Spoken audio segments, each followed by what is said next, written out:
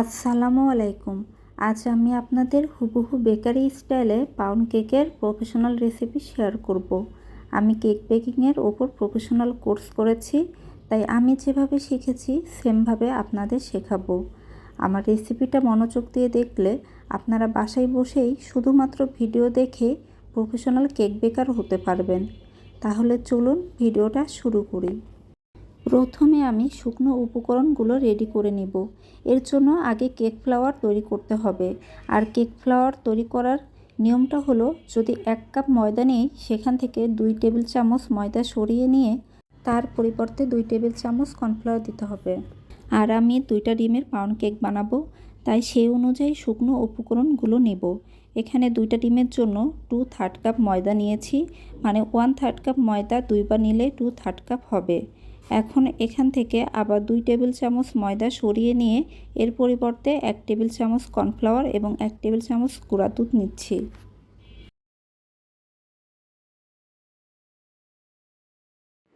আর baking powder 1/2 চা চামচ এবং লবণ 1 চিমটা দিচ্ছি। এখন একটি হ্যান্ড উইক্সের মাধ্যমে ভালোমতো মিশিয়ে নেব। আর কেকের মেজারমেন্ট ভীষণই ইম্পর্টেন্ট। প্রত্যেকটা উপকরণ হাত দিয়ে সমান করে মেপে নিতে হবে। কম বেশি হলে কখনোই কেক পারফেক্ট হবে না। তাই আপনারা অবশ্যই চেষ্টা করবেন মেজারমেন্ট কাপ অথবা কিচেন স্কেল দিয়ে প্রত্যেকটা উপকরণ সমানভাবে মেপে দেওয়ার। আর ক্রোকারিজের দোকানে মাত্র 50 টাকায় মেজারমেন্ট কাপ পাওয়া যায়। আর এখানে শুকনো উপকরণগুলো আরেকটি পাত্রে চেলে নিয়েছি, যার ফলে কেকের মধ্যে কোনো লাম্পস বা দানা হবে না।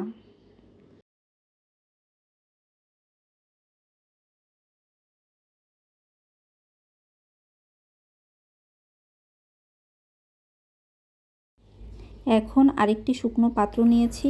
এটা ভেজা থাকলে টিস্যু দিয়ে মুছে নিতে হবে, না হলে ভেজা থাকলে অনেক সময় ডিম ভালো মতো বিট হতে চায় না।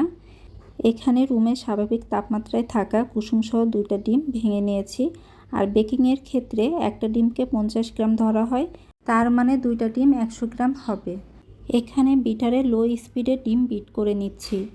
ডিম যদি ফ্রিজে থাকে তাহলে 1 ঘন্টা আগে বের করে রাখতে হবে। আর গ্রামের হিসাব করলে এই 100 গ্রাম ডিমের জন্য 100 গ্রাম ময়দা, 100 গ্রাম চিনি এবং 100 গ্রাম তেল নিতে হবে। কিন্তু যেহেতু সবার কাছে কিচেন স্কেল থাকে না, তাই আমি এখানে মেজারমেন্ট কাপ দিয়ে পাউন্ড কেকের রেসিপিটা শেয়ার করছি। 1 মিনিট বিট করার পর 2/4 কাপ বা 100 গ্রাম চিনি দিচ্ছি। 1/4 কাপ চিনি 2 বার দিলে 2/4 কাপ হবে। আর চিনিটা একবারে না দিয়ে 2 বারে দিতে হবে, যাতে বিট করা ভালো হয় এবং চিনি দ্রুত গলে যায়। যতক্ষণ পর্যন্ত না চিনি ভালো মতো না গলবে ততক্ষণ পর্যন্ত বিট করতে হবে। যদি দানা দানা ভাব থাকে তাহলে কখনোই কেক পারফেক্ট হবে না। বিট করার পর যখন বুঝবো চিনি গলে গেছে, তখন সে পর্যায়ে 1/2 কাপ অথবা 100 গ্রাম সয়াবিন তেল দিয়ে দিচ্ছি। এখানে তেলের পরিবর্তে আনসল্টেড বাটারও দেওয়া যাবে। আর সাথে দিচ্ছি 1/2 চা চামচ ভ্যানিলা এসেন্স এবং 1/2 চা চামচ মিল্ক এসেন্স। কারোর কাছে যদি মিল্ক এসেন্স না থাকে তাহলে মিল্ক এসেন্স না দিলেও হবে, তবে চেষ্টা করবেন দেওয়ার। মিল্ক এসেন্স বেকারির কেকের একটা সিক্রেট এসেন্স, যার কারণে কেকের টেস্ট এবং ফ্লেভার দুটোই চেঞ্জ হয়ে যায়। এই এসেন্সটা দেওয়ার ফলে কেকে এত সুন্দর মিষ্টি একটা স্মেল এবং টেস্ট আসে, সেটা বলে বোঝানো যাবে না। আর তেল এবং এসেন্সগুলো দেওয়ার পর বেশিক্ষণ বিট করা যাবে না, জাস্ট 10 সেকেন্ডের মতো বিট করে নিয়েছি। এখন আগে থেকে রেডি করে রাখা শুকনো উপকরণগুলো দিয়ে দিচ্ছি। এখানে আমি 2 বারে মিশিয়ে নিচ্ছি, যার ফলে মেশাতে সুবিধা হবে। আর এটা যেহেতু স্পঞ্জ কেক না, পাউন্ড কেক, তাই মেশানোর সময় খুব একটা সাবধানতা অবলম্বন করার প্রয়োজন নাই, নর্মালভাবে মেশালেই হবে।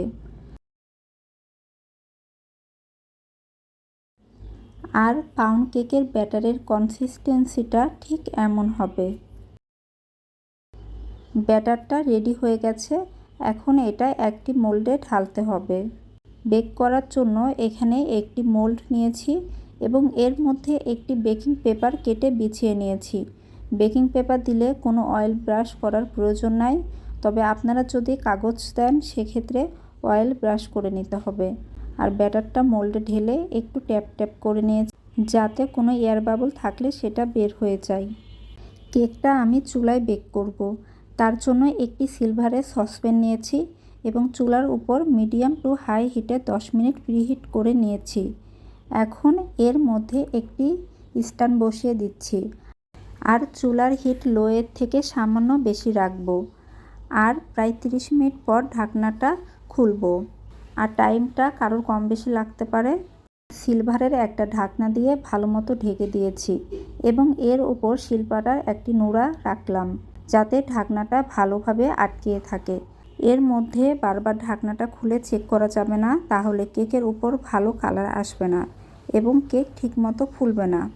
তাই আপনারা প্রথম পর্যায়ে যারা নতুন আছেন তারা কাচের ঢাকনা ব্যবহার করবেন। এতে কেকের উপর কালার আসবে না, বাট কেক ঠিকমতো হবে। প্রায় 30 মিনিট পর কেকের সুন্দর স্মেল বের হয়েছে। ঠিক এই সময় ঢাকনাটা খুলেছি। দেখুন কেকের উপর কত সুন্দর কালার এসেছে, ওভেনের থেকে কোনো অংশে কম না।